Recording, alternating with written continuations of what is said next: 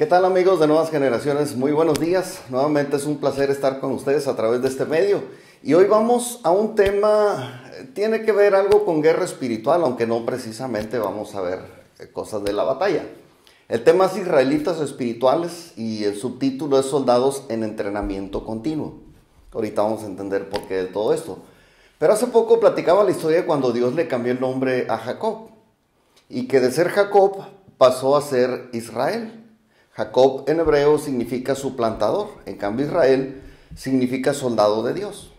O sea, cuando Jacob luchó por la bendición de Dios, dejó de ser tramposo o suplantador y fue transformado en un soldado de Dios. Entonces, partiendo de la transformación que nuestra vida tuvo como israelitas espirituales que somos, pues hoy quiero compartir una reflexión que tiene que ver con nuestra milicia espiritual. Y como les decía, no voy a hablar ahora de una guerra para conquistar algo, sino más bien de nuestra preparación como soldados de Jesucristo. Porque mucho de lo que estamos viviendo en este tiempo es parte de nuestra preparación. Y es una parte que a la gran mayoría de los predicadores no les gusta predicar, porque tiene muy poco que ver con el placer de servir a Dios, o todos los privilegios, que tenemos por ser cristianos. Y en una carta que Pablo le envió a Timoteo, le decía estas palabras en 2 de Timoteo capítulo 2, versículos 3 y 4. Y le decía: tú pues sufre penalidades como buen soldado de Jesucristo.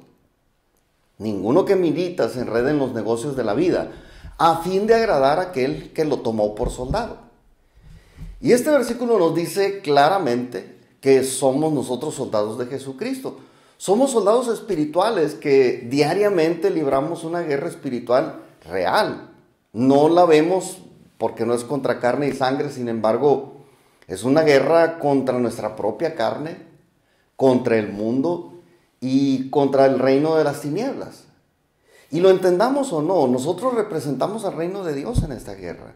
Y si no entendemos los procesos de Dios, vamos a ver esto como un problema y no como una bendición de parte de Dios.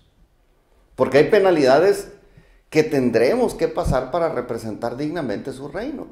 Y es Dios precisamente quien nos somete a las penalidades que Él considera necesarias como parte de un entrenamiento constante, para que cuando llegue el momento de la batalla más importante de nuestra vida, nosotros podamos salir victoriosos. Ahora, ¿cuáles son las penalidades de las que habla Pablo a Timoteo? Evidentemente no lo dice de manera específica ni las menciona por su nombre, pero entendemos que un soldado debe someterse a una disciplina rigurosa y, por lo que he escuchado, nada escrito, pero por lo que he escuchado a veces hasta cruel. Debe uno entrenar duro todos los días, los que se están preparando pues en la milicia, deben entrenar duro todos los días, deben renunciar a todo tipo de actividades donde su general no los envíe. Y deben someterse a las reglas de sus superiores, sean como sean. Y debe estar dispuesto un soldado a sacrificarse para lograr los resultados que se le están pidiendo. Entonces, igual que en todo ejército, antes de enviar a sus soldados al frente de batalla, Dios nos da un adiestramiento previo, que sirve para dos cosas muy importantes de la vida cristiana. Primero, para aprender a defendernos, y segundo, para aprender a luchar. Porque necesitamos las dos cosas, necesitamos seguridad al atacar y necesitamos ser eficaces a la hora de las batallas. Y las dos cosas son importantes, necesitamos ser preparados entonces para eso. Y aquí comienzo a entrar en el tema. Yo no sé si has notado que los cristianos casi siempre estamos metidos en problemas. Si no estamos metidos, estamos saliendo de uno o estamos entrando en uno. El asunto es que casi siempre estamos metidos en alguna dificultad o en algo fuera de lo normal. A mí, de manera regular, me gusta retroceder en el tiempo y analizar y repensar las victorias y las derrotas que me ha tocado vivir. Mi esposa y yo llevamos más de 30 años casados y desde antes ya estábamos metidos en esta aventura espiritual que llamamos cristianismo. Mi esposa comenzó su vida cristiana unos 4 o 5 años antes que yo. Pero algo muy importante que yo he observado en mis 30 y tantos años de cristiano es que no ha dejado de haber problemas por resolver. No han acabado las adversidades y las luchas, pero gracias a eso mi esposa y yo hemos aprendido cosas muy importantes. Y hay algo que le da más peso todavía a esta observación, porque nuestra experiencia no es única, realmente esa es la constante en la gran mayoría de los cristianos fieles. Y la Biblia nos muestra que también fue la misma experiencia de los héroes de la fe y de Jesucristo mismo. Porque Jesucristo vino a la tierra como un gran guerrero contra el imperio de Satanás. Vino a deshacer las obras del diablo y a exhibir la derrota de Satanás en la cruz del Calvario. Pero además, Jesús entrenó un grupo de valientes para que le dieran continuidad a su obra. Obviamente bajo el mismo esquema de trabajo que incluye un entrenamiento bastante incómodo. Entonces, todo cristiano fiel casi siempre se encuentra en algún tipo de crisis. Y como no puede ser de otra manera, entonces es esencial saber cómo sobrellevar esas crisis. Claro, si queremos nosotros que las crisis no acaben con nuestros recursos espirituales. Por eso decía que me gusta o me es provechoso ver mi vida en retrospectiva, porque si no aprendí bien de aquellas circunstancias, puedo aprender ahora. Porque en cada lucha y en cada batalla estamos recibiendo entrenamiento por parte de Dios.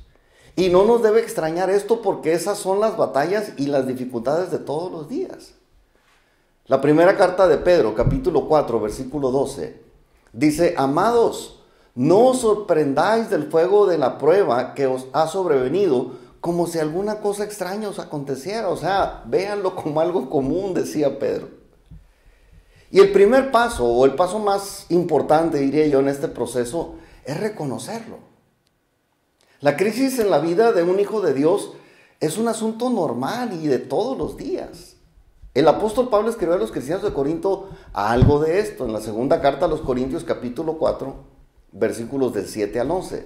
Dice: pero tenemos este tesoro en vasos de barro para que la excelencia del poder sea de Dios y no de nosotros. Y me gusta porque se incluye, ¿no? Versículo 8 dice que estamos atribulados en todo, mas no angustiados, en apuros, mas no desamparados, perseguidos, mas no desamparados, derribados, pero no destruidos, llevando en el cuerpo siempre por todas partes la muerte de Jesús, para que también la vida de Jesús se manifieste en nuestros cuerpos. Porque nosotros que vivimos siempre estamos entregados a muerte por causa de Jesús, para que también la vida de Jesús se manifieste en nuestra carne mortal. Entonces Pablo nos cuenta que él, como cristiano fiel, llevaba en su cuerpo la manifestación de la muerte de Cristo de manera permanente. No voy a entrar en los detalles de las experiencias a las que Pablo se refería, pero sabemos que esto implicaba la lucha por vivir bajo amenazas de muerte todo el tiempo. Ahora, la crisis, para que sea crisis, nos debe activar, nos debe de movilizar, debe producir acciones y reacciones dentro de nosotros. Debe producir actitudes y respuestas que nosotros debemos someter al ojo crítico de Dios. Y no porque Dios necesite evaluarnos, sino porque nosotros necesitamos saber cómo estamos por dentro. Dios no necesita de exámenes y pruebas para saber lo que hay aquí adentro de nosotros, pero nosotros sí necesitamos saberlo. Y para eso son precisamente los tiempos de crisis, las luchas, las batallas, para que basados en nuestra respuesta a las adversidades, sepamos si hicimos lo correcto en relación a lo que la Biblia dice que es lo correcto. Y aquí sí, no importan los comentarios de los demás, porque nuestro enemigo tiene sus abogados para hacerte ver tus derechos. No tienes que ayunar, no tienes que leer tanto, no tienes que orar tanto, tú te lo mereces, ya has trabajado mucho.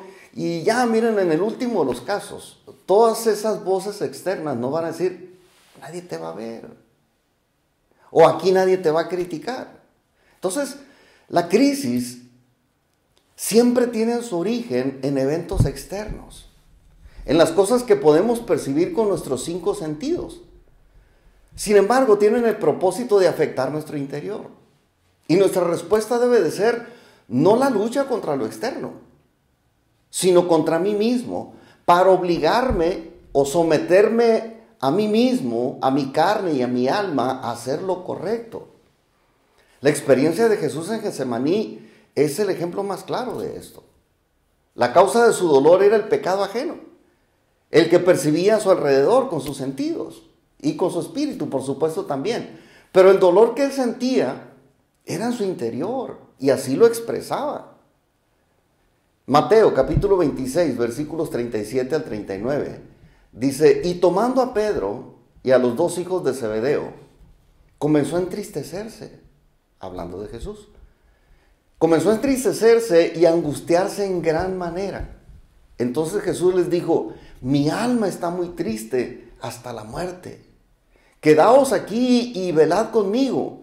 Yendo un poco adelante, se postró sobre su rostro orando y diciendo: Padre mío, si es posible, pase de mí esta copa, pero no sea como yo quiero, sino como tú. Yo creo que Jesús podía haber reclamado su derecho y arremeter en juicio contra todos los pecadores, porque ciertamente ellos eran los culpables y ellos eran los que debían morir. Pero Jesús decidió tratar el asunto en su interior y decidió ser Él quien se sometiera a la voluntad del Padre. A veces la no aceptación de la crisis produce más dolor todavía que la prueba misma.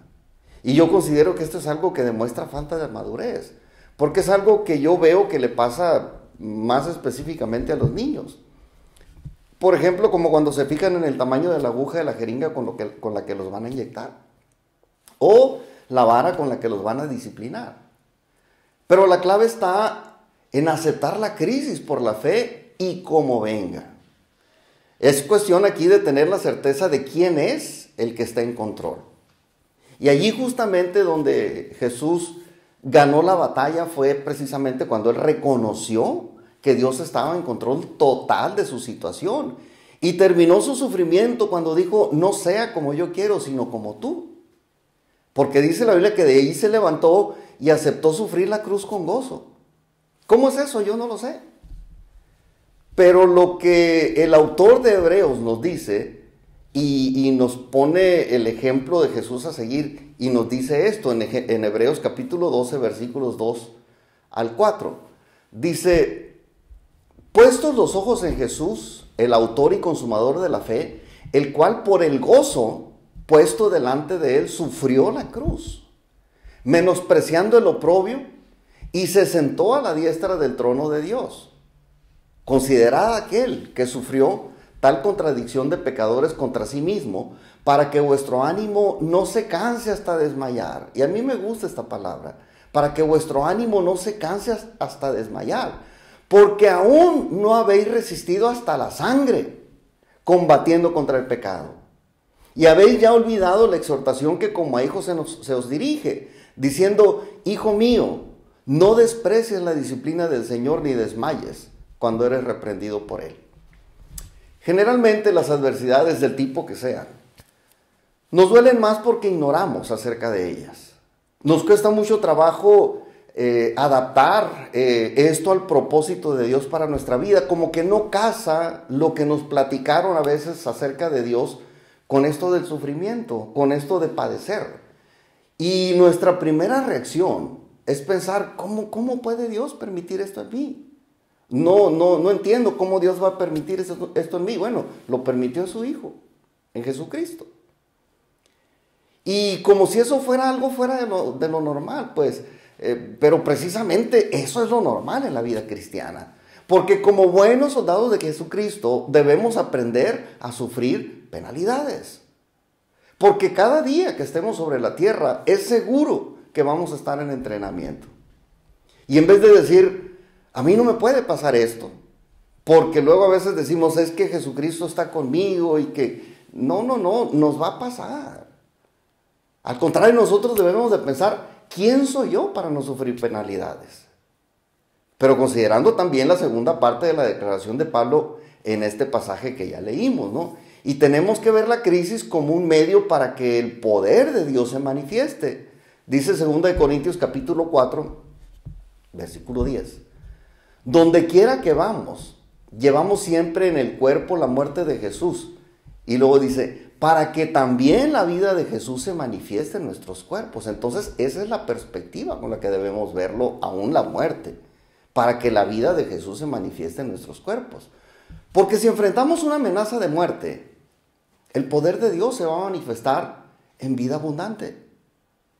Si nos enfrentamos a una enfermedad, si la lucha es contra una enfermedad, el poder de Dios se va a manifestar en sanidad, sea por disciplina, por tratamiento médico o por un milagro. Y si tenemos que sufrir escasez, pues el poder de Dios se va a manifestar en provisión sobrenatural o de suplir un buen trabajo. Y si se trata de una traición, el poder de Dios se va a manifestar acercándonos a otra amistad más leal y más sincera. Y aquí pueden añadir un sinfín de etcéteras. Como humanos normales, cristianos o no, yo creo que somos muy fiesteros. Gran parte del problema de esta pandemia que estamos viviendo es que somos demasiado fiesteros. Buscamos cualquier pretexto para festejar. Inventamos el día de cualquier cosa nomás para hacer fiesta y pasarla bien. Y digo, ¿por qué no celebrar que seguimos de pie en medio de esta pandemia? Porque el poder de Dios se ha manifestado en salud en quienes hemos confiado en Él. Y podemos celebrarlo con gozo. Y enfatizo en esto porque es nuestro estado natural, pues. No hay en nosotros el deseo de buscar a Dios de manera natural. Dice la Biblia, no hay quien busque a Dios. Romanos capítulo 3, versículos 10 y 11. Dice, como está escrito, no hay justo ni aún uno. No hay quien entienda. No hay quien busque a Dios. Y esa es la razón por la cual Dios permite la adversidad sobre nosotros. Porque la adversidad es el medio más eficaz que Dios tiene para producir fortaleza y dependencia sobrenatural de Él. Cada vez que nosotros nos metemos en problemas, cada vez que atravesamos una dificultad, una lucha, eso casi en automático nos lleva a Dios. David, por ejemplo, comenzó su ministerio yo diría, de matagigantes, entrenando con osos y leones. Es obvio que no se puede comparar el valor de la vida del pastor con la de los animalitos que cuida, por supuesto que no. A nadie se le hace prudente, a nadie se le haría prudente más que a David, por supuesto. A nadie se le haría prudente arriesgar la vida peleando contra un oso o un león para salvar la vida de una ovejita.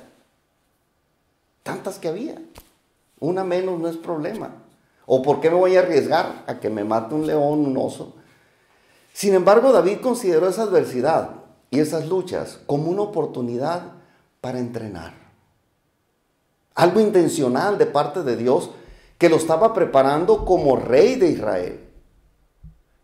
Primer libro de Samuel, capítulo 17, versículos 34 al 37, dice, David respondió a Saúl, tu siervo era pastor de las ovejas de su padre.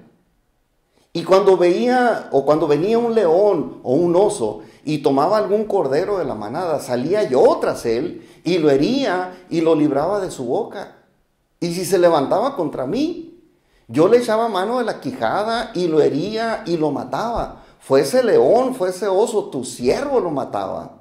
Y este filisteo incircunciso será como uno de ellos, porque ha provocado al ejército del Dios viviente. Y añadió David, Jehová, que me ha librado de las garras del león y de las garras del oso, Él también me librará de la mano de este filisteo.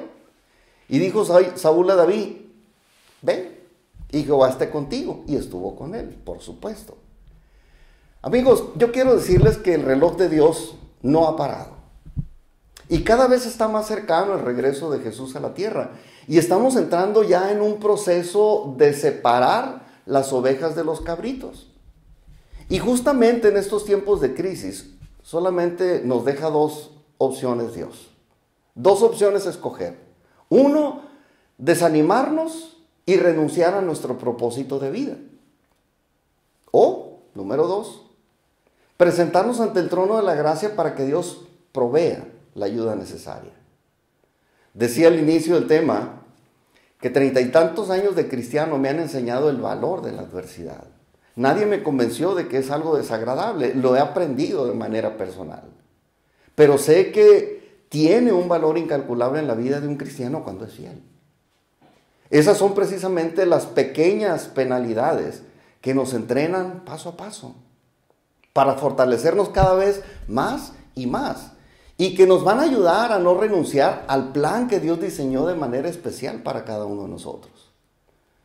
Yo espero que así como esta, cualquier otra lucha que tengas que librar, te fortalezca y te acerque más a Dios, para que tú seas un soldado de Jesucristo probado y aprobado, y para que en esa condición tú puedas agradar a Dios y conquistar lo tuyo. Que Dios te bendiga. Nos vemos hasta la próxima.